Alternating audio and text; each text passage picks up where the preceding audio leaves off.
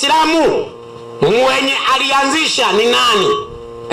Uislamu ndio ni dini iliyoenea duniani. Uislamu ni dini iliyoenea duniani, iliyoanzishwa na mtume. Hata ilianzishwa na nani? Iliyoanzishwa na mtume. Hata ilianzishwa na nani? Iliyoanzishwa na mtume. Nani? Nabii wa Kiarabu. Anaitwaje? Muhammad. Kumbe Uislamu nani alianzisha? Muhammad. Nani alianzisha Uislamu? Muhammad. Na Qur'ani ni kitabu alichopewa nani? Muhammad. Na Uislamu nani kaanzisha? Muhammad. Kumbe Uislamu umeanzishwa na Muhammad, ndio maana Uislamu unapatikana kwenye Qur'ani ya Muhammad.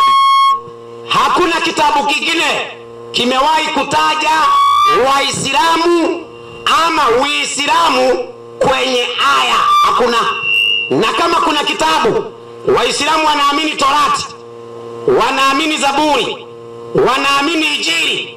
Naomba andiko moja lipatikane leo katika uwanja huu wa Isiolo, ndani ya Torati kumetajwa Uislamu ama Waislamu kunyesha mvua ya makunguru. Hakuna, kwa sababu Muislamu ama yule aliyeanzisha Uislamu ni Muhammad.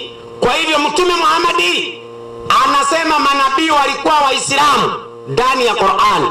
Kwa hivyo kwa mujibu wa Qur'ani, Ibrahimu ni Muislamu. Kwa mujibu wa Qur'ani, Adamu ni Muislamu. Kwa mujibu wa Qur'ani, Musa ni Muislamu. Nje ya Qur'ani, hata kwa historia yenyewe, hayo maneno hakuna. Na kama iko mtoe nionekane muongo. Yani nyinyi mtabaki na Uislamu Qur'ani, Uislamu Qur'ani. Nje ya Qur'ani Uislamu hamna.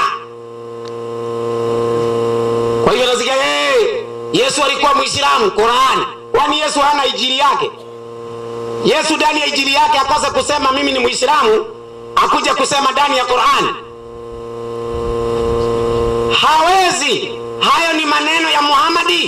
Amewasilimisha manabii wa Mungu waliokufa. Ati akina Ibrahimu ni Waislamu. Huo ni uongo. Huo ni uongo, nasema hapa kama jua linawaka. Huo ni uongo. Na nimesema kwa hoja. Na ili nidhibitike ya kwamba nimedanganya, naomba jina Uislamu kwenye aya, sio kwenye maelezo ya mapadre na wanachuoni. Naomba katika Torati kupatikana jina Uislamu. Katika Zaburi kupatikana jina Uislamu. Vitabu vilivyotangulia kabla Qur'ani ije, Uislamu upatikane ndani. Tumepata katika vitabu Uislamu ulianzishwa na Muhammad. Kwa hivyo yeye ndiye founder wa Uislamu. Kwa hivyo kama kuna Muislamu wa kwanza, labda awe mke wake. Na ninatoa ushahidi. Nisaidie kitabu kimeandikwa na aliyekuwa kadhi mkuu wa Kenya, Sheikh Abdalla Farisi. Inaitwa Maisha ya Mtume Muhammad, ukurasa wa 18. Muislamu wa kwanza ni Bi Hadija. Inasema sio Adam. Nyinyi mnakuja kutuambia ati Adam alikuwa Muislamu. Adam watoane wapi na Uislamu? Ndugu zangu, Adamu hajui Uislamu ndio vitu gani. Soma andiko.